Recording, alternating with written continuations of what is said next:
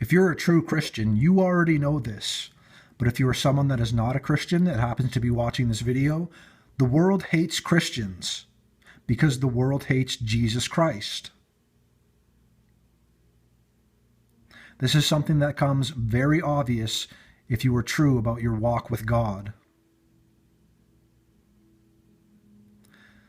Christians stand up for God and want to live the way He wants us to live. It benefits us much.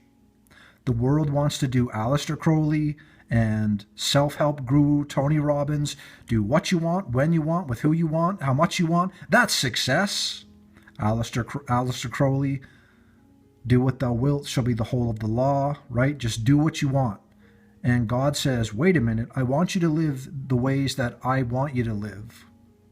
And it benefits us. Christians understand this. It's not always easy because we're in the world, but we're not of the world.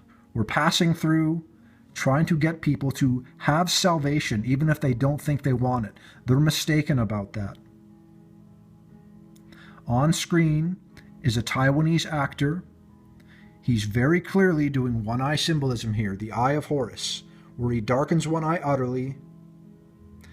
This is a red flag, and this is about someone that is not on the team of Jesus Christ, but on the opposite team. One reason that the world hates Christians is because of our view, God's view, on homosexuality. God calls it sin and abomination, even though the world says that's hateful and blah, blah, blah. Just doing what you want doesn't fly. God doesn't want us to have sex before marriage. That's hard for people too.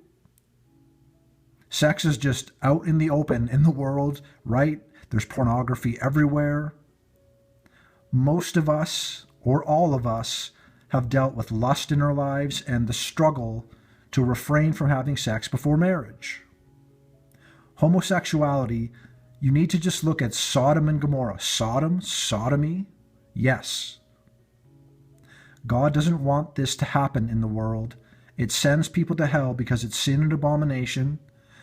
It's better to tell someone the truth that saves their eternal soul than to go, well, enjoy where you're going or just not try at all. If you love someone, you tell them the truth that saves their life. And if it sounds hateful to people, they need to get over that and put God first.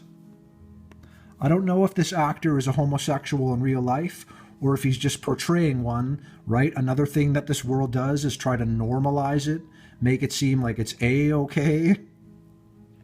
The world is very super duper uber gay right now. The amount of people that are on game shows, etc., they say, and my husband, and it's a man, and he's married to his husband, quote unquote married, right? So one reason that the world doesn't like Christians is because we don't want people to be homosexual. We want them to repent and to know Jesus and to put Him first in their lives. So along with the homosexuality here and the one-eye symbolism, our actor friend is doing the vow of silence, keeping the secret of the biblical world and about fame, fortune, and success. He's doing it again here, just so you know. He's successful, so he's got the sign of success, which is 666. Doing it again there. Doing it again there. He's wearing the Freemason checkerboard. Is he going to take a bite out of that apple? Because he's resting his hands in an interesting position. He's resting his hands in an interesting position. He totally is doing the Uttara Bodhi Mudra. It's a funny sounding name. It's a yoga gesture supposed to mean supreme enlightenment, but it is false.